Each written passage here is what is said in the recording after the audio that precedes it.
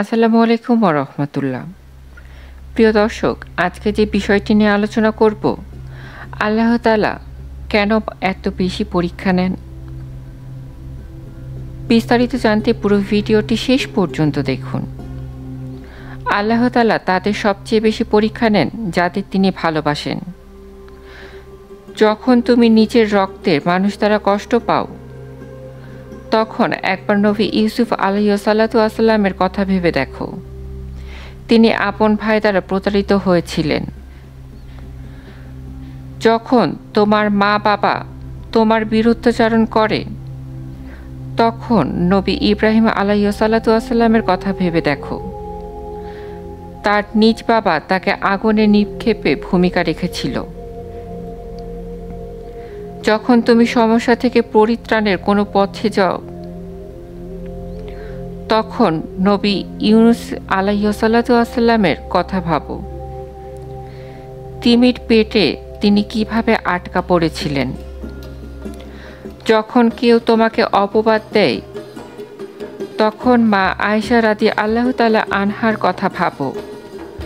তার নামে পুরো শহর জুড়ে কুৎসা রটানো হয়েছিল। যন্ত্রণায় কাতরে থাকো।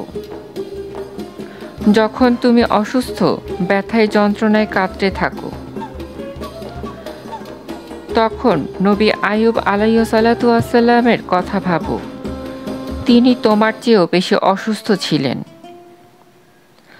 যখন তুমি দিনের কোনো বিধান নিয়ে যুক্তি খুঁজে পাও না, তখন নবী নূহের আলাইহিসসালাতু ওয়াসসালামের কথা ভাবো। তিনি কোনো প্রশ্ন ছাড়াই মরু অঞ্চলে নৌকা তৈরি করেছিলেন। যখন তুমি আত্মীয়, পরিবার, বন্ধুবান্ধব কিংবা অন্যদের উপহাসের পাত্রে পরিণত হও, তখন আমাদের শেষ নবী হযরত মুহাম্মদ সাল্লাল্লাহু আলাইহি ওয়াসাল্লামের কথা ভাবো। রাসূল সাল্লাল্লাহু আলাইহি ওয়াসাল্লাম বলেছেন, সবচেয়ে কঠিন পরীক্ষা থেকে সবচেয়ে বড় পুরস্কার আসে।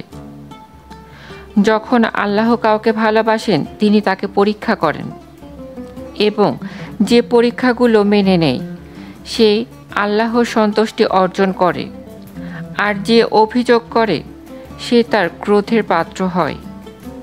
ও আল্লাহ, তোমাকে মনে করার, তোমার প্রতি কৃতজ্ঞতা হওয়া এবং তোমার ইবাদত করার তৌফিক আমাদেরকে দান করো।